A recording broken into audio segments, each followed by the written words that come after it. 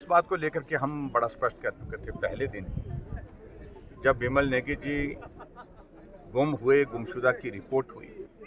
हमने उसी वक्त ही मुख्यमंत्री जी से बात की। विधानसभा का बजट सत्र चल रहा था। हमने कहा था कि हमारी चिंता है कि वो सुरक्षित परिवार वालों के पास पहुंचे। इस बात के लिए सरकार को प्रयत्न करना चाहिए, लेकिन आखिरकार सरकार उनकी ज़िंदगी बचाने में सफल नहीं हुई। 10 दिनों के बाद, गुम होने के बाद उनकी लाश मिली, और लाश मिलने के बाद कई तरह के प्रश्न खड़े हो रहे थे,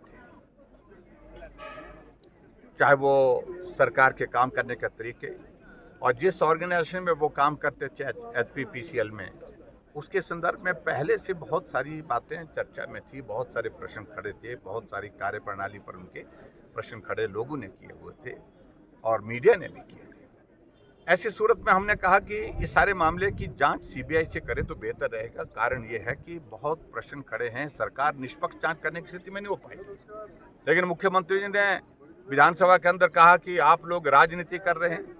मुख्यमंत्री जी ने कहा कि इसमें CBI जांच की आवश्यकता नहीं है। परिवार के सदस्य कहते हैं कि हम प्रदेश की जो SIT कॉन्स्टिट्यूट की है उस जांच से जो है पूरी तरह से संतुष्ट हैं।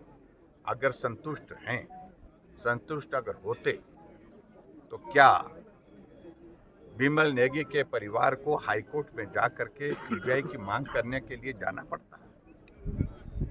जब संतुष्ट नहीं तभी गए। अब पिछले कल बहुत बड़ा खुलासा हुआ है, जब DGP की रिपोर्ट और उसके साथ साथ एडिशनल चीफ सेक्रेटरी होम की रिपोर्ट कोर्ट में, हाई कोर्ट में जो प्रस्तुत की गई, उसने तो सारी पोल खोल करके देखी गई। विमल नेगी की मृत्यु के बाद उनकी जेब में पेन ड्राइव था, ये बताया जा रहा है, लेकिन वो पेन ड्राइव पहले दिखाया नहीं गया, शो नहीं किया गया। बाद में मालूम पड़ा कि ये कहीं फिल्म में जो रिकॉर्डिंग हुई है, जो वीडियो बनी है, उसमें आ गया है। तो वीडियो में वो पेन ड्राइव जो आई थी, इसलिए उसको जस्टिफाई करने के लिए बताया गया कि उसको वहाँ पर भेजा गया, लेकिन FSL में भेजा गया। FSL में भेजा गया, लेकिन FSL में भेजने से पहले 21 तारीख को उस पेन ड्राइव को जो है उसको, उसका सारा रिकॉर्ड जो है वो जो निकाल दिया गया, यानी कि सबूत को छुपाने का प्रयत्न किया गया। इस बात को लेकर के हम पहले दिन से कह रहे थे, और जब FSL की रिपोर्ट आई, कहा कि पेन ड्राइव में तो कोई चीज मिली नहीं, क्योंकि 21 तारीख को ही फॉर्मेट कर दिया गया था। अगर फॉर्मेट किया था, कौन अधिकारी था, कौन व्यक्ति था? और ये सारी चीज को लेकर के मुझे लगता है कि बहुत बड़ा जो जवाब जो DGP साहब ने दिया है, उन्होंने सीधा प्रश्न खड़ा किया है कि SP शिमला को बार बार बुलाया गया, लेकिन उसके बावजूद नहीं आया। SIT कॉन्स्टिट्यूट होने के बाद इस सारे मामले की जांच की प्रोसेस में अनावश्यक रूप से वो अधिकारी दखल दे रहा है जो उसकी डोमेन में नहीं है, ये भी जिक्र किया। और उसके बाद उन्होंने इस बात को कंक्लूड करते हुए किया कि मेरी आशंका है कि जो SIT कॉन्स्टिट्यूट की गई है, उसके माध्यम से फेयर इन्वेस्टिगेशन जो हो इस मामले की हो पाएगी। इस पर जो है बहुत बड़ा प्रश्न चिन्ह है। DGP प्रदेश का मुखिया, प्रदेश का पुलिस का, वो इस बात की रिपोर्ट देकर के हाई कोर्ट में बात कहते हैं। तुरंत होना ये चाहिए, SP के खिलाफ, शिमला के SP के खिलाफ कार्रवाई होनी चाहिए, तुरंत प्रभाव से उनको हटा देना चाहिए और उनकी जांच होनी चाहिए।